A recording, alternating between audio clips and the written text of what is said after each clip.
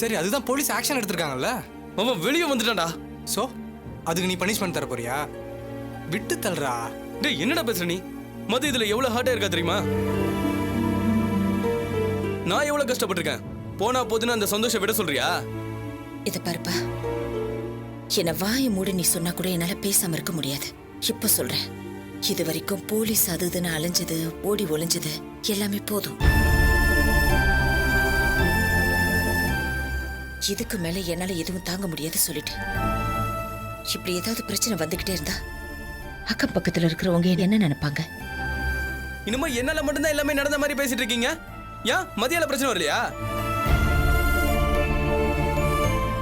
இந்த விஷயத்துல நான் எந்த தப்பும் பண்ணாம அவனால கஷ்டப்பட்டுட்டு இருக்கேன். ஆனா நான் அவனை எதுவும் கேட்க கூடாதா? டேய் நம்ம வேலை முக்கியமா இல்ல இது முக்கியமாடா? விட்டு தள்ளுறா. இப்ப எதுக்கு போய் பிரச்சனை பண்ணிட்டு இருக்க? அம்மா நான் இருக்கேம்மா, அவன் அதெல்லாம் எதுவும் பண்ண மாட்டான், நான் பாத்துக்கிறேன். டேய் சீக்கிரம் சாப்பிட்றா, டைம் ஆயிடுச்சு. எலக்ட்ரிஷியன் வந்துருப்பாரு, விட்டா பிடிக்க முடியாது. அம்மா கொஞ்சம் சட்னி போடுங்கம்மா.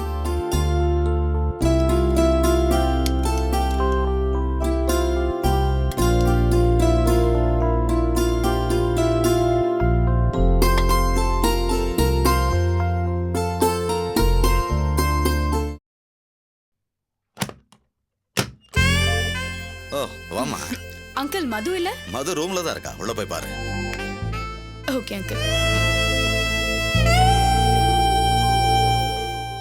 வாடி, இந்தா உட்காரு.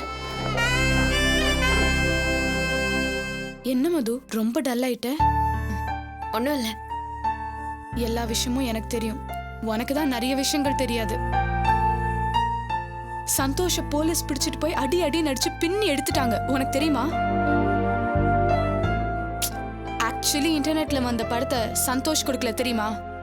நான் என் அம்மா கிட்ட அவன் பண்ண மாட்டேன்னு அடிச்சு சொன்னேன். அவங்க தான் நம்ப மாட்டேன்ட்டாங்க. இதெல்லாம் அந்த பிங்கி ராஸ்கல் பண்ண வேலை. சந்தோஷ் இப்ப எங்க இருக்கான்? இன்னும் ஸ்டேஷன்ல தான் வச்சிருக்காங்களா? அவன் வீட்ல தான் இருக்கான், பட் செம்ம அடி அடிச்சிருக்காங்க. எல்லாம் அந்த நட்ராஜ் ராஸ்கலால வந்ததுதான் இவ்வளவும். அன்னைக்கு ரெஸ்டாரண்ட்ல உன் கையை பிடிச்சு இழுத்த உடனே நீ பலார்னு ஒரு அறை விட்டுருந்தா அவனுக்கு பயம் வந்திருக்கும். நீ பாவம் பார்த்து விட்ட, அதான் இப்படி பண்ணிட்டான். அவன் யார் குடிச்சிட்டு இப்படி உளற சொன்னா? அவன் பாட்டுக்கு உளறி தள்ளிட்டு போயிட்டான். அத சந்தோஷோட ஃப்ரெண்டு படம் பிடிச்சு வச்சிருக்கான். அந்த பிங்கிக்கு அன்னைக்கு ஓவரா போதை ஆயிடுச்சு. சரின்னு சொல்லி சந்தோஷ் அவனை வீட்டுக்கு கூட்டிட்டு போய் படுக்க வச்சிருக்கான். அங்க சந்தோஷோட கம்ப்யூட்டர்ல இருந்து அவன் தான் இன்டர்நெட்ல அப்லோட் பண்ணிருக்கான். இத சைபர் கிரைம் கண்டுபிடிச்சு சந்தோஷ கூட்டிட்டு போய் சக்கையா பிழிஞ்சு எடுத்துட்டாங்க தெரியுமா? இவன் தான் பண்ணலையே, என்னோட ஃப்ரெண்டு தான் பண்ணிட்டான்னு சொல்லி தொலைக்க வேண்டியதானே? நீயும் நானும் இருந்திருந்தா அப்படிதான் சொல்லியிருப்போம். ஆனா சந்தோஷ பத்தி உனக்கு தெரியாதா? கடைசி வரைக்கும் அவனோட ஃப்ரெண்ட் அவன் காட்டி கொடுக்கவே இல்லை. நான் கூட ஏன்டா அப்படின்னு கேட்டதுக்கு, எனக்கு பரவாயில்ல, என் பேரண்ட்ஸ் வசதியானவங்க, என்னை எப்படியாவது வெளியில கொண்டு வந்துருவாங்க, ஆனா என் ஃப்ரெண்டு மாட்டிக்கிட்டா அவன் லைஃபே காலி ஆயிடும், பாவம்னு சொல்றான். நமக்காக அவன் எவ்வளவோ பண்ணியிருக்கான், நாம அவனுக்காக என்ன பண்ண போறோம்? புரியல சத்யா. நாம என்ன அவனுக்கு ஹெல்ப் பண்ண முடியும்? நீ மனசு வச்சா முடியும். சந்தோஷோட லைஃப் இப்போ உன் கையில தான் இருக்கு. ஏய் என்ன உளர்ற? புரியுற மாதிரி சொல்லு. சைபர் கிரைம்ல நீ தானே சந்தோஷ் மேல கேஸ் கொடுத்திருக்க. அது எங்க அப்பா கொடுத்தாரு. அது ஒன்னும் சந்தோஷ் மேல கொடுக்கலையே. உன் பேர்ல தான் கம்ப்ளைண்ட் ரெஜிஸ்டர் ஆயிருக்கு. நீ கம்ப்ளைண்ட்டை வாபஸ் வாங்கினா மட்டும்தான் சந்தோஷ் தப்பிக்க முடியும். இல்லனா அவனோட லைஃபே காலி ஆயிடும். என்ன மது யோசிக்கிற? இப்ப கூட நான் சந்தோஷ் வீட்ல இருந்து தான் வரேன். உன்னை பத்தி நெட்ல வந்துருச்சு, நான் எவ்வளவு ஃபீல் பண்ணான் தெரியுமா? அப்போ கூட நான் மது கிட்ட பேசி கம்ப்ளைண்ட்டை வாபஸ் வாங்குறேன்னு சொன்னதுக்கு, தயவு செஞ்சு எனக்காக மது கிட்ட பேசி எந்த ஹெல்ப்பும் கேட்காதீங்கன்னு சொன்னான். அவகிட்ட கேட்கறதுக்கு என்கிட்ட ஒன்னே ஒண்ணுதான் இருக்கு, அதுவும் சாரின்னு சொன்னான். உன்கிட்ட வந்து கேட்க கூடாதுன்னு ஸ்ட்ரிக்டா சொல்லிட்டான். எனக்கு தான் மனசு கேட்கல. உன்கிட்ட கேட்டு பாப்போமேன்னு வந்தேன். ஏய் சந்தோஷ பத்தி எனக்கு தெரியாதா? கேஸ வாபஸ் வாங்கன்னு ஒரு வார்த்தை சொன்னா வாங்கிட்டு போறேன். அதை விட்டுட்டு எதுக்கு இவ்ளோ டீடைல் சொல்லிட்டு இருக்க? சரி வா போலாம்.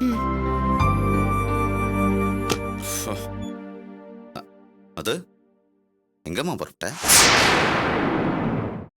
ஒரு அவசர வேலைப்பா, வெளியே போயிட்டு வந்துடுறேன். நீ வேணா வீட்டு வாசப்படி விட்டு வெளியே போய் பாரு, சத்தியமா உன் காலை உடைச்சிருவேன். உன்னை வீட்டை விட்டு வெளியே போக கூடாதுன்னு சொல்லிருக்கேனா இல்லையா? இங்க பாருமா, ஃப்ரெண்ட் முன்னாடிலாம் வச்சு அசிங்கப்படுத்தாத.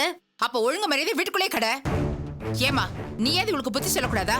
இல்லனா இவ கூட நீங்க சேராம இருங்க, நாங்க பாத்துக்கிறோம். இப்ப இவளை எங்க கூட்டிட்டு போற?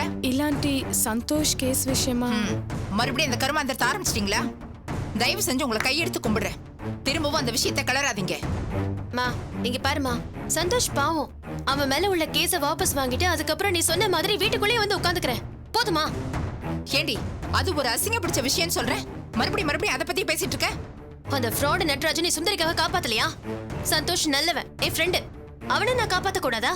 ஏன்? கூட கூட பேசினா அரைஞ்சிருவேன். நடந்ததெல்லாம் மறந்து போச்சா? மரியாதை உள்ள போடி. நீ என்ன கொன்னே போட்டாலும் சரிமா, இந்த விஷயத்துல மட்டும் நான் சொன்னதுதான் நடக்கும். ஏதோ போன போது அம்மா தானின்னு நான் பொறுமையா போயிட்டு இருக்கேன். அதுக்காக அத நீங்க ஓவர் அட்வான்டேஜா எடுத்துக்க கூடாது.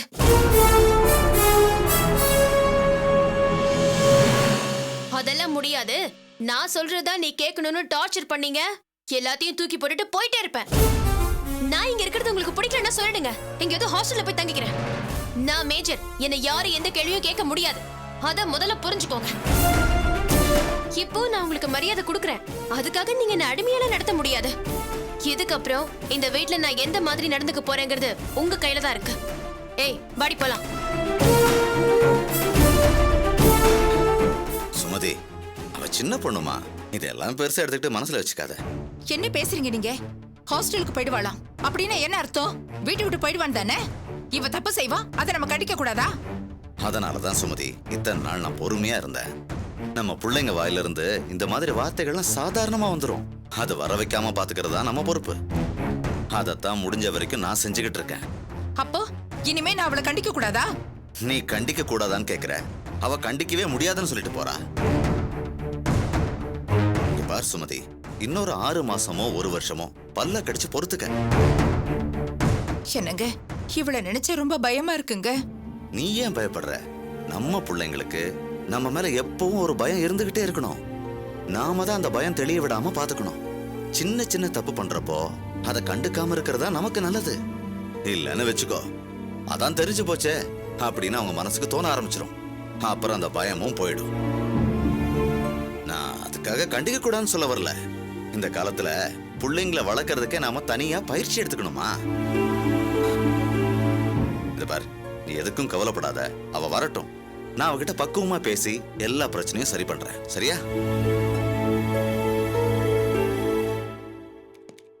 பாபு பாபு பாபு ப்ளீஸ் பாபு, நான் சொல்றது கொஞ்சம் கேளுங்களேன். தயவு செஞ்சு போயிடுங்க சார், நான் ஏதாவது சொல்லிட போறேன். போங்க.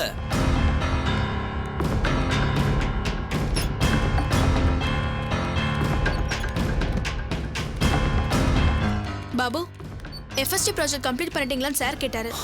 முடிஞ்சவன நானே சொல்றேங்க. நான் வேலை பார்த்து தான் இருக்கேன், சும்மா ஒன்றும் இல்லை, தெரிஞ்சுக்கோங்க. ஓகே ஓகே கூல், முடிச்சதுக்கு அப்புறம் சொல்லுங்க. பாபு ஒரு நிமிஷம். என்ன நித்யா? ஒரு நிமிஷம் வாங்கல, உங்ககிட்ட பேசணும்.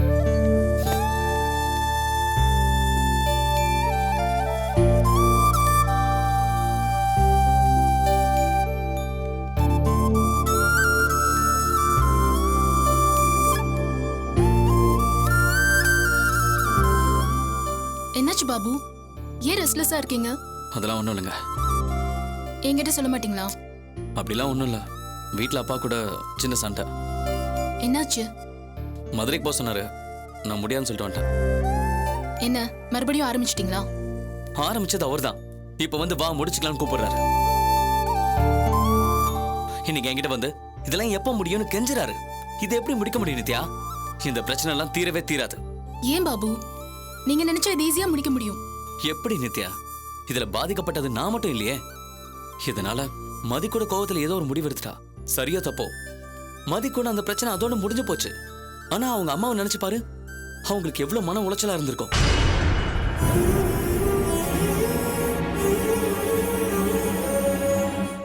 என் கூட பழகினவங்கள சிலர் என்கிட்டயே வந்து என்னடா மதி வேற ஒருத்தனை கல்யாணம் பண்ணிருக்கான்னு கேக்குறப்போ மனசுக்குள்ள அப்படி ஆசிட் ஊத்துற மாதிரி சுளிர்னு இருக்கும். நான் பரவாயில்ல, ஆம்பளை பையன், என்ன விட்டுரு. ஆனா மதி அம்மாவை பத்தி கொஞ்சம் நினைச்சு பாரு. புள்ள வளர்த்த லட்சணம் சரியில்லை, அப்பா இல்லாம வளர்த்த புள்ள அதான் தப்பா போவிட்டா அப்படி இப்படின்னு எல்லாரும் சேர்ந்து அவங்களை எப்படி எல்லாம் அசிங்கப்படுத்திருப்பாங்க. இது எல்லாமே எங்க அப்பா பண்ண தப்பால அதை எப்படி காம்பன்சேட் பண்ண முடியும்?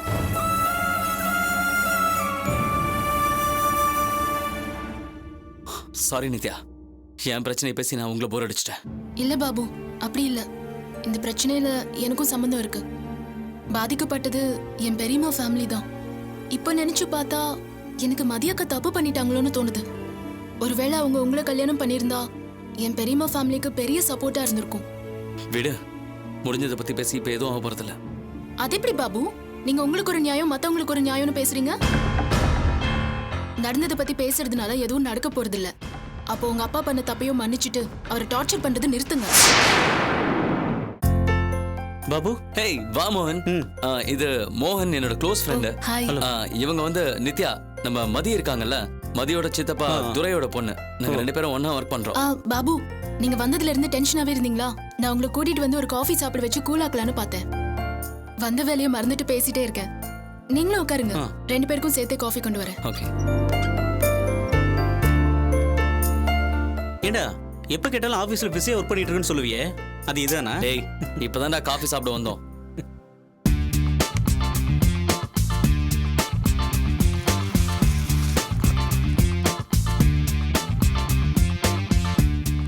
இந்தாங்க.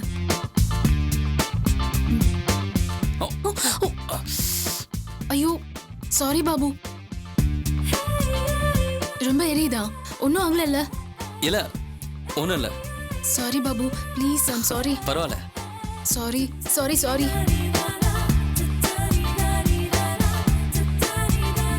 இன்னும் எரிச்சல் இருக்கா? ஐயே, என்னங்க இப்ப என்ன ஆயிடுச்சுன்னு ஃபீல் பண்றீங்க? மாரியம்மன் கோயில் முன்னால அக்னி குண்டம் வளர்த்து அதுல இறங்குற ஆளுங்க நாங்கெல்லாம். இதெல்லாம் உனக்கு சர்வசாதாரணம் தெரியுங்களா? இல்ல, பெயின். ஹலோ, போதுங்க. சரிடா, நான் கிளம்புறேன்டா. மதுரைக்கு போனா அர்ஜென்ட்டா டிக்கெட் போட சொன்னீங்க, அதை கொடுத்துட்டு போலாம் தான் வந்தேன். என்ன பாபு, மதுரைக்கு போகாததுனால தான் சண்டைன்னு சொன்னீங்க. ஆமா. இப்ப போறீங்க? ஆமா. வேலை செய்யக்கூடாதுன்னு இல்லை நித்யா, அவர் செஞ்ச தப்ப உணரணும், அவ்வளவுதான். இன்னைக்கு என்கிட்ட வந்து இதுக்கு மேல என்னால தாங்க முடியல, என்ன விட்டுறான்னு கெஞ்சுறாருல, அதே மாதிரி மதிய அம்மா கிட்ட போய் அவர் மன்னிப்பு கேட்கிற வரைக்கும் அவருக்கு இந்த டார்ச்சர் இருந்துகிட்டே தான் இருக்கும்.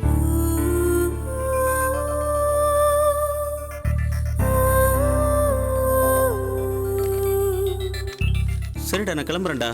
ஓகேடா. Okay, bye. பாய். வரேங்க. பாய்.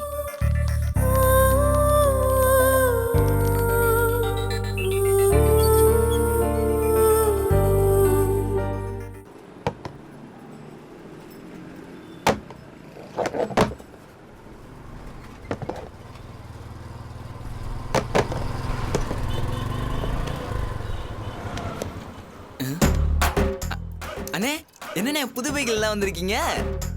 அண்ணனுக்கு இதெல்லாம் சாதாரணம்டா. ஊத்தாதீங்கண்ணா சும்மா. உங்களோட வண்டவாளம் தண்டவாளம் தெரியாத எங்களுக்கு. டேய், உன் ஓனருக்கு என் மேல பொறாம, அதனாலதான் என்னை பத்தி தப்பு தப்பா உன்கிட்ட சொல்லியிருக்காரு. நீ ஒரு நாள் என் கூட வந்து ஏர்போர்ட்ல பாரு, அண்ணனுக்கு அங்க எவ்வளவு மரியாதை தெரியுமா? ஆமா, எங்க உன் ஓனரு? எங்க ஓனரு சரக்கு போட போயிருக்காருண்ணே. பார்த்து இல்ல, பகல்லே சரக்கு போட போயிருக்காரு. அவர் பேச்செல்லாம் போய் நீ நம்புற? அண்ணே, மளிகை ஜாமான் போட போயிருக்காருண்ணே. ஓ, மளிகை ஜாமானா?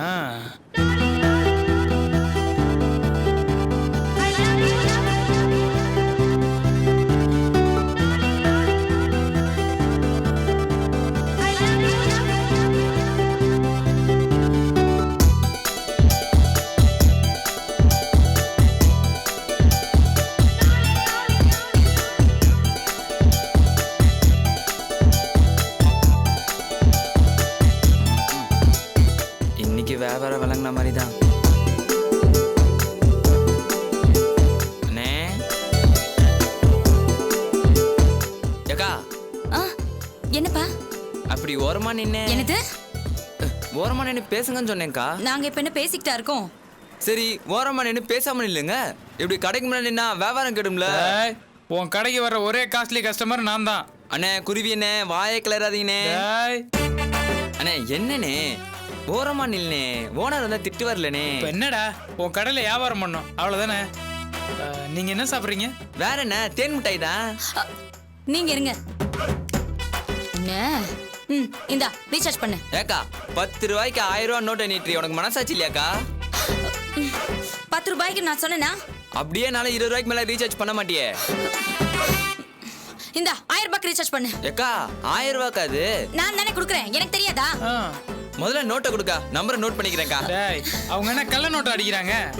அதுக்கு இல்லனே, எந்த 1000 ரூபாய் நோட்டு வந்தாலும் நம்பரை நோட் பண்ணி வைக்கிறேன்னு ஓனர் சொல்லியிருக்காரு. இந்தா புடி.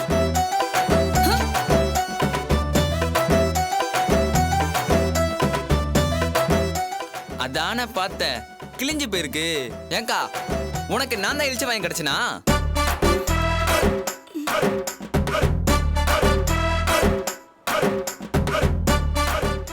ரூபாய்க்கு நீ ரீசார்ஜ் சொன்னப்போவே எனக்கு டவுட்டா இருந்துச்சு.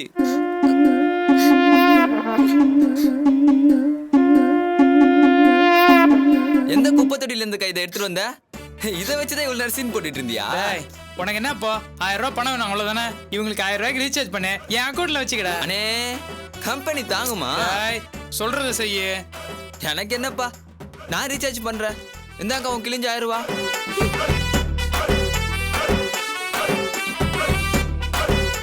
எனக்கு ஒரு அவமானம் வந்தா உங்களுக்கே அவமானம் வந்த மாதிரி நினைச்சு துடிச்சு போறீங்களே.